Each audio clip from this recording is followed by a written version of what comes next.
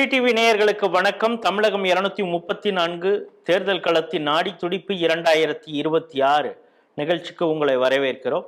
தமிழகத்தில் இருக்கக்கூடிய ஒவ்வொரு சட்டமன்ற தொகுதியாக நம்ம பார்த்துட்டு வரோம். அந்த வகையில் நாம் இன்று எடுத்திருக்கக்கூடிய சட்டமன்ற தொகுதி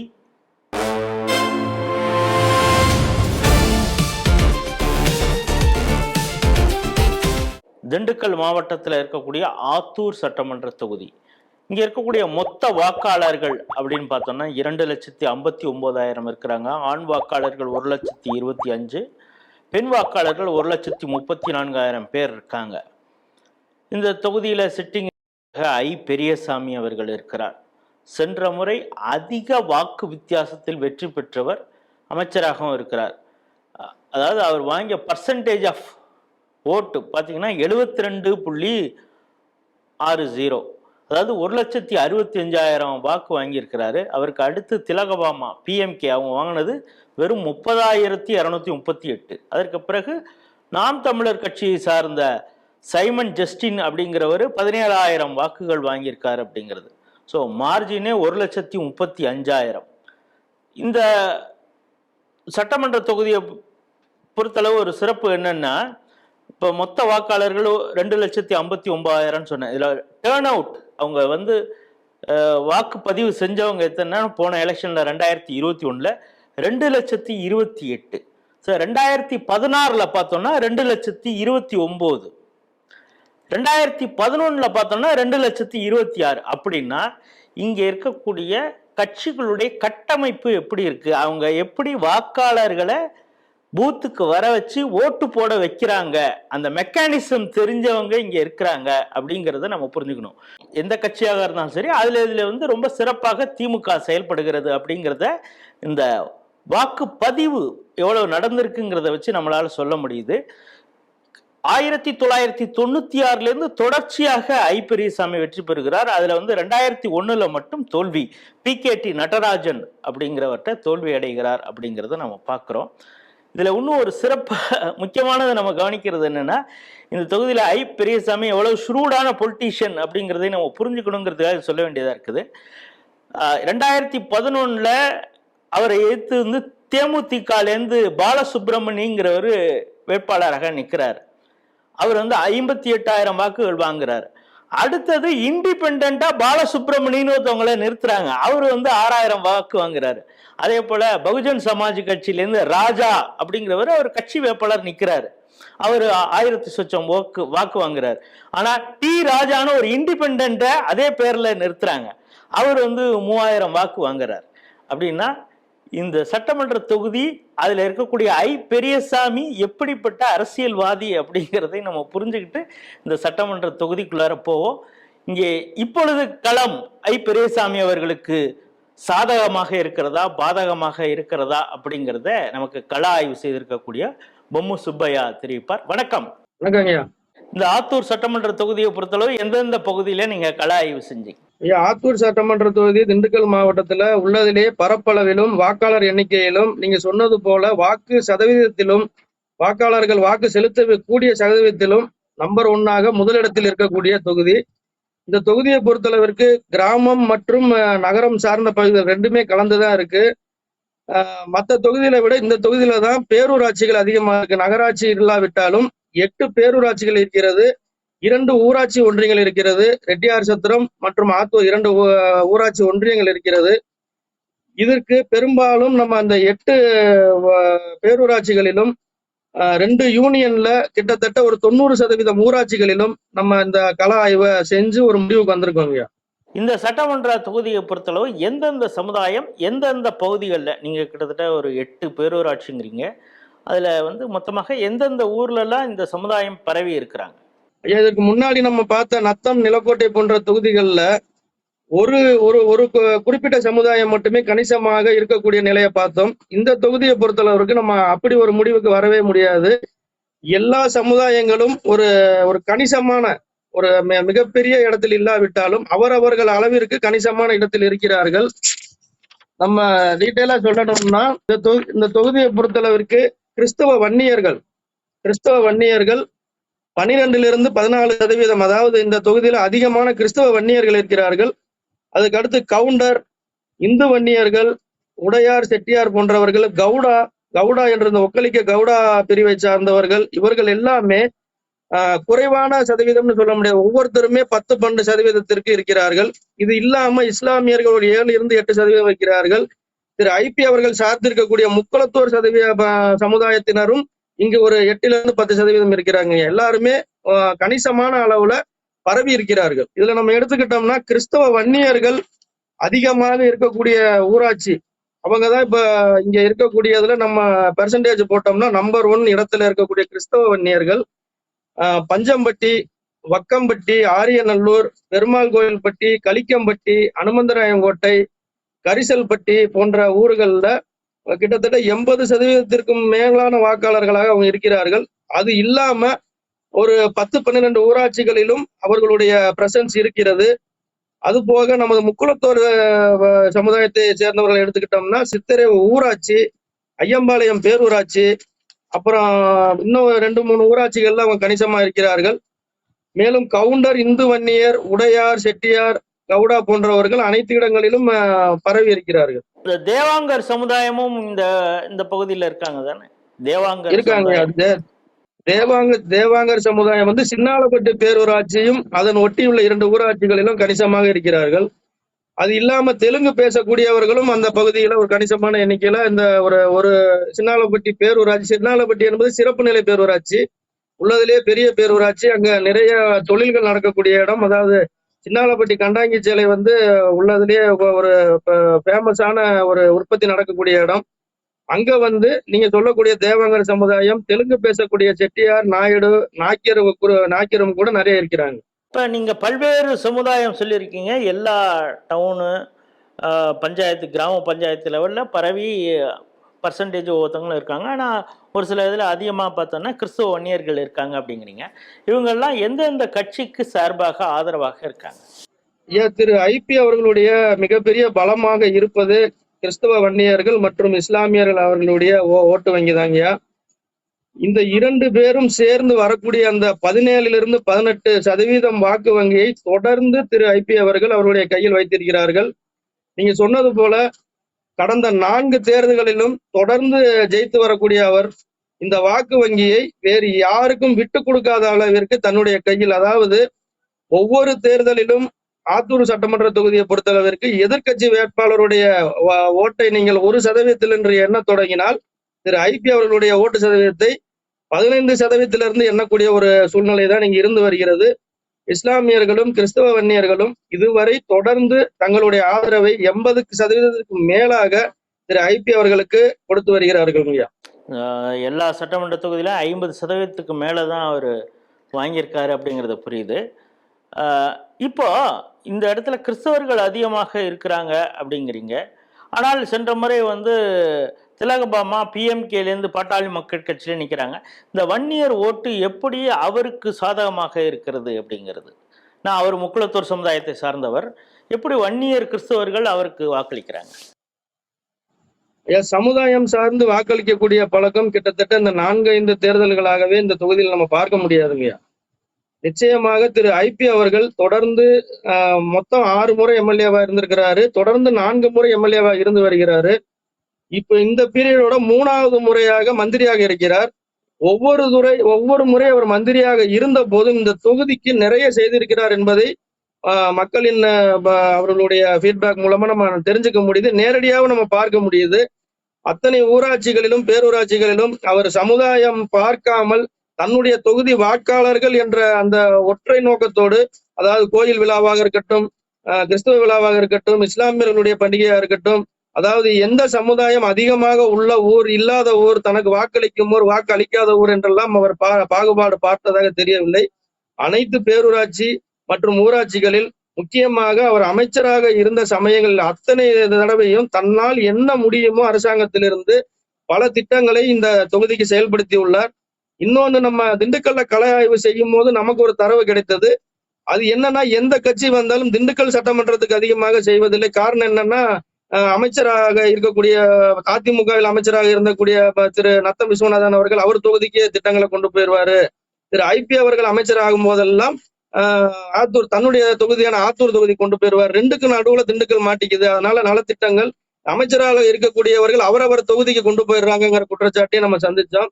திரு ஐபி அவர்கள் அதாவது அரசாங்க அண்ணா பல்கலைக்கழக பொறியியல் கல்லூரியாக இருக்கட்டும், அதுவும் ஆத்தூர் தொகுதியில தான் இருக்கு. இந்த முறை அவர் அமைச்சராக கூட்டுறவுத்துறை ஆரம்பத்துல கூட்டுறவுத்துறை அமைச்சராக இருந்தார். இப்போ ஊரக வளர்ச்சித்துறை அமைச்சராக இருக்கிறார். கூட்டுறவுத்துறை அமைச்சராக இருந்த போது ஒரு மிகப்பெரிய கூட்டுறவு படிப்பு சம்பந்தமான மற்றும் கூட்டுறவு மற்றும் கலைக்கல்லூரியை தன்னுடைய ஆத்தூர் தொகுதிக்கு இந்த பீரியட்ல கொண்டு வந்திருக்காரு. ஆத்தூரை தனி தாலுகாவாக மாற்றியதும் திரு ஐபி அவர்கள் தான். பாரபட்சம் இல்லாமல் அனைத்து ஊராட்சிகளிலும் சிறப்பாக தன் அரசாங்க திட்டங்களை செயல்படுத்தி உள்ளார் என்பதுதான் நம்ம தெரிந்து கொள்ளக்கூடிய விஷயமாக இருக்கிறது. இப்ப நான் இப்படி புரிஞ்சுக்கிறேன், கடந்த 4 தேர்தலாக ஜாதி சார்ந்து இங்க வாக்களிக்கல அப்படிங்கிறப்ப எனக்கே கொஞ்சம் ஆச்சரியமா இருந்தது. அதுவும் தென் மாவட்டத்துல ஜாதி சார்ந்து வாக்களிக்கவில்லையா அப்படின்னு நான் பார்க்குற நேரத்தில், ஆனால் அப்படின்னா மதம் சார்ந்து இங்கே வாக்களிக்கிறாங்களோ அப்படின்னு தோணுது. நீங்களே சொன்னீங்க, மதம் மாறிய கிறிஸ்தவர்கள், வன்னிய கிறிஸ்தவர்கள் அதிகமாக இருக்கிறாங்க. அவங்களுடைய பர்சன்டேஜுங்கிறது பல கிராமங்களில் 80% வரைக்கும் இருக்கு. அவங்களும் முஸ்லீமும் சேர்ந்தே 17% இருக்கிறாங்க, 18%. இப்போ ஐ பெரியசாமியுடைய வாக்கு சதவீதம் நீங்கள் கால்குலேட் பண்ணுறதே 18-15லேருந்து தான் ஆரம்பிக்கணும் அப்படின்னீங்க. அப்படிங்கிறப்ப மதம் சார்ந்து தான் அங்கே வாக்களிக்கிறாங்களா? ஏன்னா ஐ பெரியசாமியுடைய மருமகள் பேசிய வீடியோ பெரிய அளவு வைரலானது. இங்கே இருக்கக்கூடிய பாஸ்டர் மேலே நீங்கள் கேஸ் போடணுன்னா வாட்டிகன்கிட்ட பர்மிஷன் வாங்கிட்டு தான் போடணுன்னு. அப்படின்னா மதம் சார்ந்து தான் அங்கே வாக்களிக்கிறாங்களா அந்த பகுதி மக்கள்?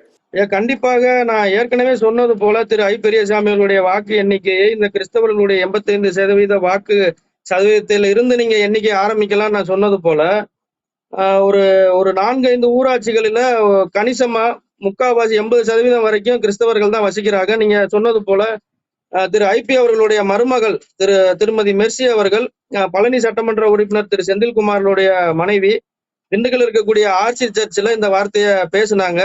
அதாவது கன்னியாகுமரி மாவட்டத்தில் அந்த சமயத்துல ஏதோ ஒரு பாதிரியாரை கைது செய்த போது அவர்கள் ஆவேசமாக திண்டுக்கல்ல இருக்க சர்ச்சில் இனிமே ஒரு ஃபாதரை கைது பண்ணணும்னா வாட்டிகன்ல பர்மிஷன் வாங்கிட்டு தான் கைது பண்ணுங்கிற மாதிரி கருத்தை பதிவு பண்ண காணொலிகள் தமிழ்நாடு பூரா எல்லாருமே பார்த்தோம்.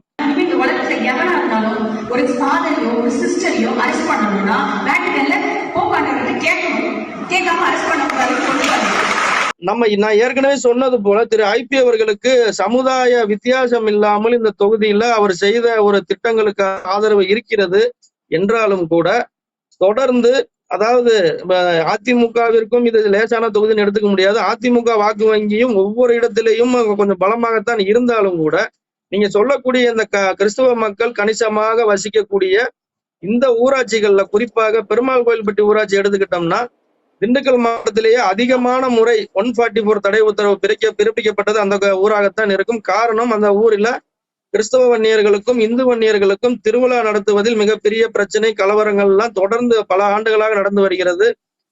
திண்டுக்கல் மாவட்ட காவல்துறையினுடைய கார்த்திகை தீபம் ஏற்றுதல கூட பிரச்சனை வந்தது. தொடர்ந்து திருவிழா மட்டுமல்ல, இந்து மதம் சார்ந்த ஒவ்வொரு நிகழ்விலுமே கூட அந்த பெருமாள் கோயில்பட்டியில இந்து மக்கள் இந்து மக்கள் அந்த ஊரில் சிறுபான்மையினராக இருக்கக்கூடிய சூழ்நிலையில் அவர்கள் கூற்றுப்படி அவர்களுடைய உரிமை மறுக்கப்படுகிறது என்று அவர் சொல்லுகிறார்கள்.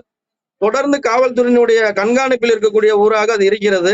அது இல்லாம ஒரு உதாரணம் சொல்றேன். ஒரு 3 மாதத்திற்கு முன்பாக தொடர்ந்து பல ஊராட்சிகளில் இந்த மாதிரி உரசல்களும் மோதல்களும் இருக்கிறது. வக்கம்பட்டி, நான் சொன்ன பெருமாள் கோயில்பட்டியில தொடர்ந்து இருக்கிறது. இது இல்லாம வக்கம்பட்டி ஊராட்சியில் ஒரு வருடத்திற்கு முன்பாக இதே ஒரு பாதை பிரச்சனை வந்தது. கிறிஸ்துவ வன்னியர்களுக்கும் இந்து வன்னியர்களுக்கும் பாதை பிரச்சனை எல்லாம் வந்தது. ஒரு 3 மாதத்திற்கு முன்பாக பஞ்சம்பட்டி ஊராட்சியில், அதுல நான் சொன்னது போல 80% கிறிஸ்தவ வன்னியர்கள், 75% வசிக்கிறார்கள். அந்த ஊரில் வசிக்கக்கூடிய மீதி அனைவருமே இந்து வன்னியர்களா தான் இருக்காங்க. இந்து வன்னியர்களா இருக்காங்க. அங்க கோயிலும் இருக்கிறது, மிகப்பெரிய தேவாலயம் இருக்கிறது. இந்த 3 மாதத்துக்கு முன்பாக அந்த கோயிலினுடைய கும்பாபிஷேகத்திற்கு, கும்பாபிஷேகம் முடிந்த பிறகு அவர்கள் செய்யக்கூடிய அன்னதானத்திற்கு அந்த ஊருக்கு பொதுவான மைதானத்தில் அன்னதானம் போடக்கூடாது என்று கிறிஸ்தவ வன்னிய மக்கள் அதற்கு தொடர்ந்து எதிர்ப்பு தெரிவிக்கும் விதமாக அந்த கும்பாபிஷேகத்திற்கு ஒரு 4 நாள், ஒரு வாரம் இருக்கும் போதிலிருந்து அந்த மைதானத்தை ஆக்கிரமித்து அமர்வது போலவும் போராட்டங்கள், அந்த கும்பாபிஷேகம் நடப்பதற்கு 2 நாட்களுக்கு முன்னாடி எல்லாம் உண்ணாவிரத போராட்டம் போன்ற மிகப்பெரிய போராட்டங்கள்லாம் முன்னெடுத்தாங்க. மாவட்ட ஆட்சியர் அலுவலகம் முற்றுகை போன்ற போராட்டங்கள் எல்லாம் அவங்க எடுத்த ஒரே காரணம் அந்த கோயில் கும்பாபிஷேகத்துக்கான உண்டான அன்னதானத்தை அந்த மைதானத்தில் செய்யக்கூடாது என்ற அந்த தடுப்பதற்காகத்தான் அதை செஞ்சாங்க.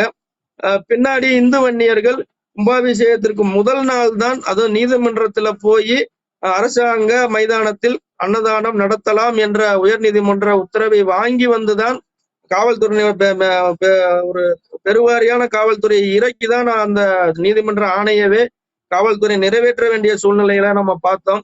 அதனால நம்ம அப்படி எடுத்துக்கிட்டோம்னா முக்காவாசி கிறிஸ்தவ மக்கள் திரு ஐபி அவர்களுக்கு ஆதரவாகத்தான் இருக்கிறார்கள். அவரு நான் ஏற்கனவே சொன்னது போல எந்த ஊராட்சிக்கும் பாரபட்சம் எல்லாம் பார்ப்பதில்லை.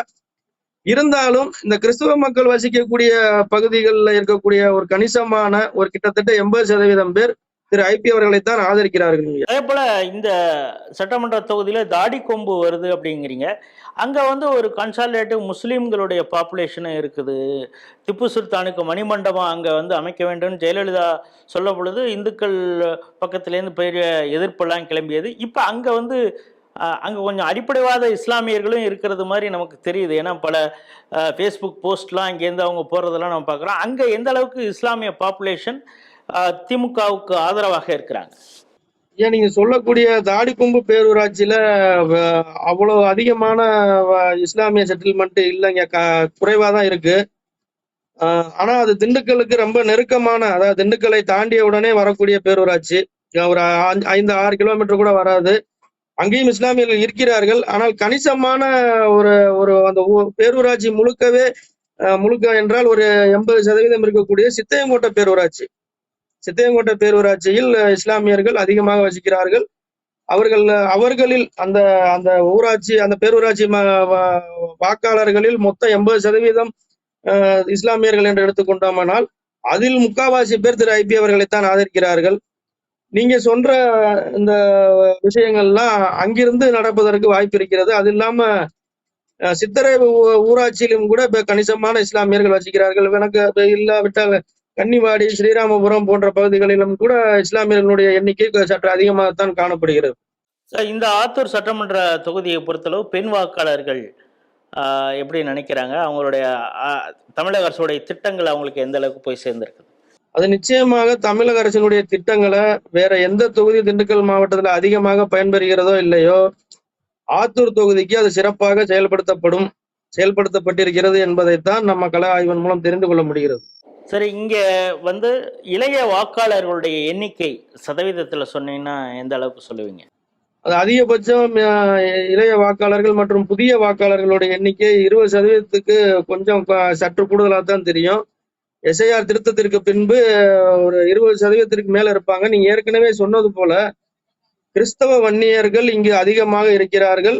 மேலும் திரு நாம் தமிழர் கட்சியினுடைய திரு சிம்சன் ஜஸ்டின் அவர்கள் போன தடவையே அதிமுக, பாஜக போன்ற மிகப்பெரிய கூட்டணியில் போட்டியிட்ட திருமதி திலகபாமா அவர்கள் 30,000 வாக்குகள் தான் வாங்கியிருந்தாலும் கூட தனியாக நின்ற நாம் தமிழர் கட்சி 17,168 வாக்கு வாங்கியிருக்காங்க. கிட்டத்தட்ட 7.5% வாக்கு வாங்கியிருக்காங்க.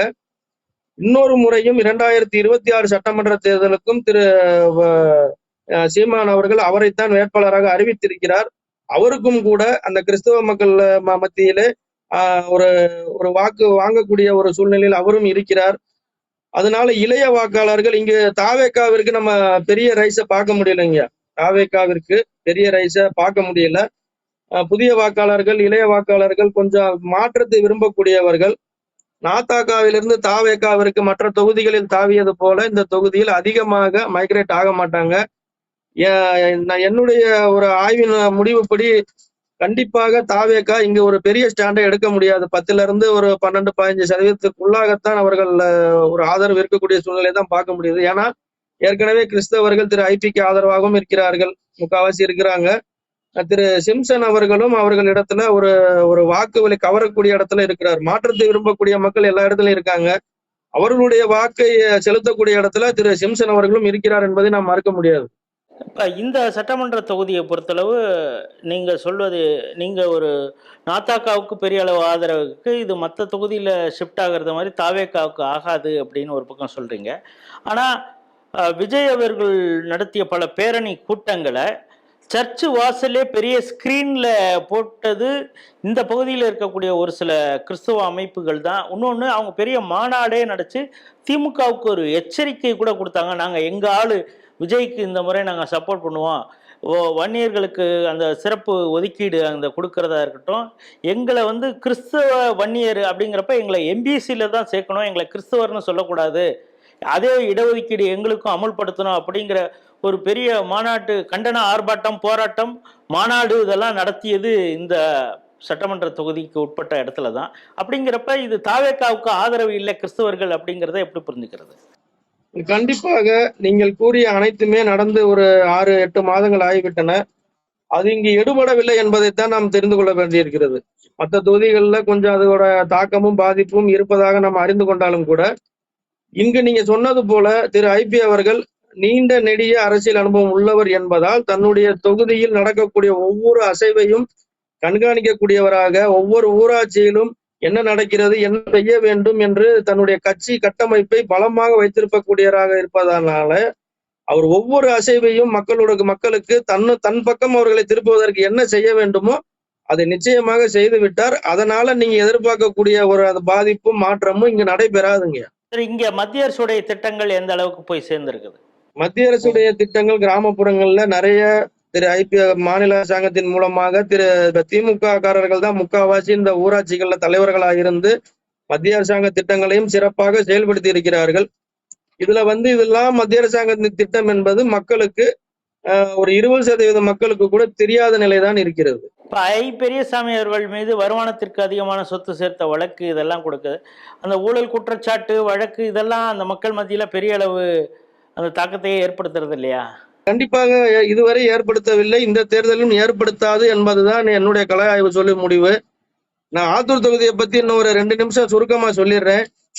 ஆத்தூர் தொகுதி ஆரம்பத்திலிருந்தே திராவிட கோட்டை என்றுதான் சொல்ல வேண்டும். 1962 இதுவரை காங்கிரஸ் அப்ப பலமாக இருந்த காங்கிரஸ் கூட வெற்றி பெற முடியாத தொகுதியாகத்தான் இது இருந்து வருகிறது.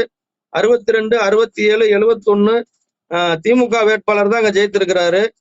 அதற்கு அப்புறமேலு 1977 திரு எம்ஜிஆர் அவர்களுடைய வருகைக்கு பிறகாக நடைபெற்ற 3 தேர்தல்களிலும் எம்ஜிஆர் உடைய இரட்டலை சின்னம் தான் நீங்க ஜெயித்திருக்கிறது. அதற்கு பிற்பாடு 1989 தான் முதன்முறையாக திரு ஐபி அவர்கள் போட்டியிட்டு எம்எல்ஏ ஆகிறார். குறைந்த வாக்கு வித்தியாசத்துல தான் ஜெயிக்கிறாரு. 3736 வாக்குல தான் முதல் முறையாக எம்எல்ஏ ஆகிறார். மறுபடியும் 91 கண்டெஸ்ட் பண்ணி தோத்தர்றாரு. மிகப்பெரிய வாக்கு வித்தியாசத்துல தோக்குறார். 46,097 வாக்குகள் வித்தியாசத்துல 91 ஜெயலலிதா அம்மையார் முதலில் ஆட்சி அமைத்த போது திரு ஐபி அவர்கள் தோல்வியை தழுவுகிறார். 91 மீண்டும் 50,000 வாக்குகள் வித்தியாசத்தில் அவர் வெற்றி பெறுகிறார்.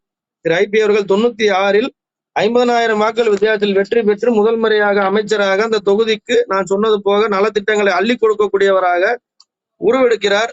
ஆனா 2001 மறுபடியும் 3600 வாக்கு வித்தியாசத்துல திரு PKT நடராஜன் அவர்களிடம் அதே தொகுதியில தோல்வியும் தழுவியிருக்காரு. 6 முறை எம்எல்ஏவாக இருக்கக்கூடியவர் 8 முறை தேர்தலில் போட்டியிட்டு 2 முறை தோல்வியும் தழுவியராகத்தான் இருக்கிறார். அதற்கு பிற்பாடு வந்த தேர்தல்ல திரு ஐபி அவர்களுடைய 2006 ஜெயலலிதா அம்மையார் திரு திண்டுக்கல் சீனிவாசன், அதாவது தொகுதியில் அப்போதுமே அவர் பிரபலமானவர் தான், 3 முறை எம்பியாக இருந்தவர். அவரை ஐபி அவர்களுக்கு, அதாவது ஐபி அவர்களுடைய வெற்றியை தடுக்க வேண்டும் என்ற நோக்கத்திற்காகவே திண்டுக்கல் தொகுதியைச் சேர்ந்த திரு சீனிவாசன், அவரும் முக்குளத்தூர் சமூகத்தை சேர்ந்தவர் என்பதனால அவரை அங்க நிப்பாட்டினாங்க.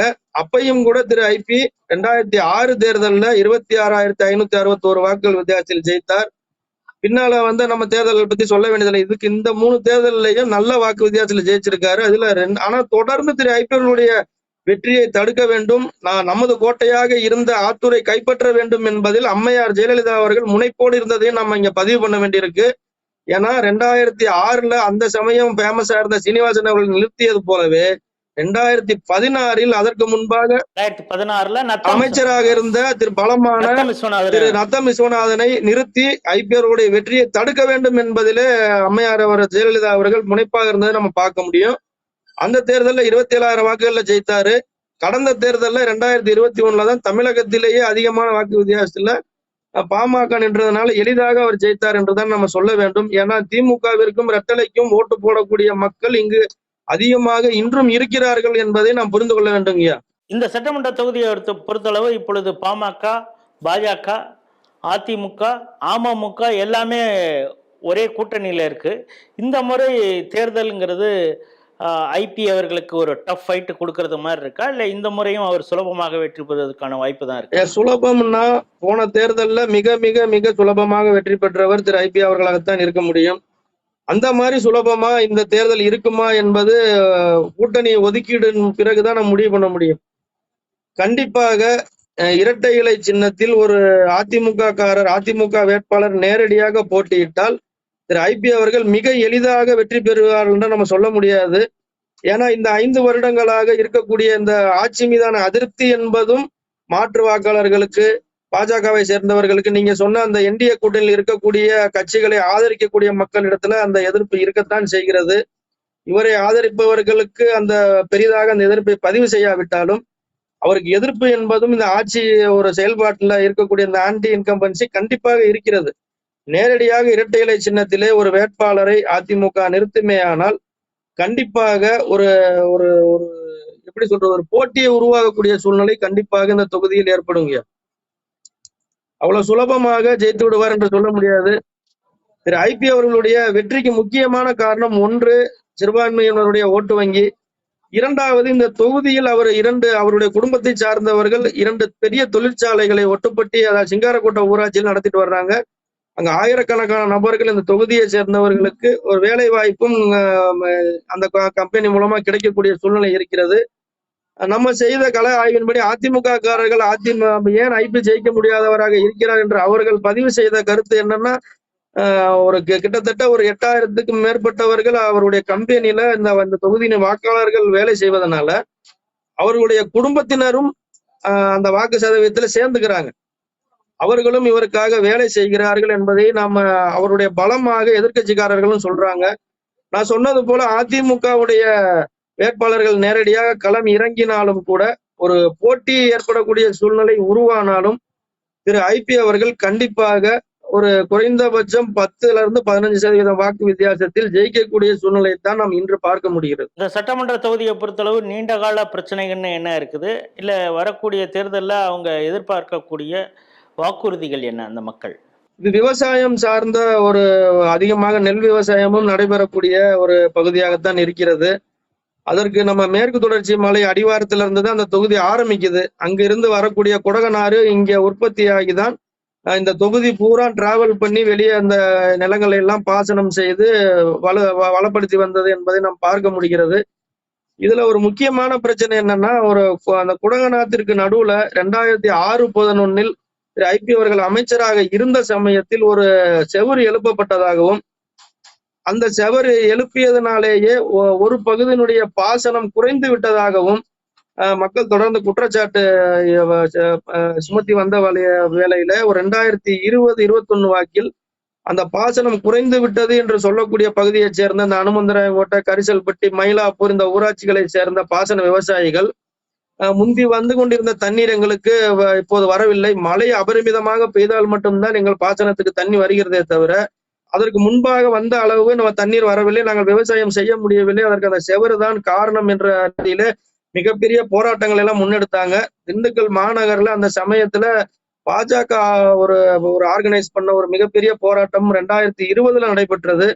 அதற்கு ஒரு 10 நாள் 20 நாள் கேப்லயே நான் ஏற்கனவே சொன்ன அந்த பாசன ஊராட்சிகளை சேர்ந்த ஏகப்பட்ட ஒரு ஆயிரக்கணக்கான மக்கள் திண்டுக்கல் மாநகரத்தை நோக்கி வரும்போது அது மிகப்பெரிய போராட்டமாக வெடித்து தடியடி எல்லாம் நடத்தி தான் கலைக்கக்கூடிய ஒரு சூழ்நிலை இருந்தது. அந்த குற்றச்சாட்டு இந்த தொகுதி வந்து கண்டிப்பாக ஒரு செழிப்பான தொகுதியாகத்தான் இருக்கிறது. அங்க இருக்கக்கூடிய ஒரு பகுதி மக்களுக்கு இந்த ஒரு குற்றச்சாட்டும் எதிர்பார்ப்பும் இந்த ஒரு 10 வருடங்களாக இருந்து கொண்டு வருகிறது. அது மிகப்பெரிய பிரச்சனையாகவும் கிளம்பி இருக்கிறது. ஆனாலும் இந்த ஆட்சி காலத்தில் கூட அந்த பிரச்சனை தீர்க்கப்படவில்லை என்பது ஒரு பகுதி மக்களின் ஒரு கோரிக்கையாகவும் ஒரு வருத்தமாகவும் பதிவு செய்கிறார்கள். இந்த சட்டமன்ற தொகுதியை பொறுத்தளவு மதம் மாறிய வன்னியர்கள், அவங்க கிறிஸ்தவர்களாக இருக்கக்கூடியவர்களுடைய வாக்கு எண்ணிக்கையும் முஸ்லீம்களுடைய வாக்கு எண்ணிக்கையும் ஒரு டிசைடிங் ஃபேக்டராக இருக்குது. இந்த தொகுதியை பொறுத்தளவு மதம் சார்ந்தே வாக்களிக்கிறார்கள் அப்படிங்கிறத நம்மளால் புரிஞ்சிக்க முடியுது. அதே போல் திமுகவை சார்ந்த பெரியசாமி ஒரு தவிர்க்க முடியாத தலைவராக, இங்கே தனிப்பெரும் தலைவராக உருவெடுத்திருக்கிறார். அவருக்கு இந்த தேர்தல் களம்ங்கிறதுல எப்படி ரொம்ப சாமர்த்தியமாக இந்த தேர்தலை அணுகுவதுங்கிறதுல அவர் கை தேர்ந்தவராக இருக்கிறதுனால அனைத்து சமுதாய வாக்குகளையும் அவரால் பெறுவதற்கான ஒரு நுட்பம் அவரிடம் இருக்கிறது அப்படிங்கிறத கள ஆய்விலே கண்டறிந்து திரு பொம்மு சுப்பையா அவர்கள் நம்மிடம் தெரிவிக்கிறார். நம்மை பொறுத்தளவு இந்த ஆத்தூர் சட்டமன்ற தொகுதி கள ஆய்விலே நமக்கு கிடைத்தது என்னன்னா, ஐ பெரியசாமி வெற்றி பெறுவதற்கான வாய்ப்பு தான் அதிகமாக இருக்கு. ஆனால் இரட்டை அலை சின்னம் நேரடியாக அதிமுக போட்டியிட்டால் ஒரு டஃப் ஃபைட்டு ஐ பெரியசாமிக்கு கொடுக்கலாம் அப்படிங்கிறது தான். மீண்டும் வேறொரு சட்டமன்ற தொகுதியில் கள ஆய்வில் சந்திப்போம். அதுவரை உங்களிடம் விடைபெறுகிறோம். நன்றி, வணக்கம்.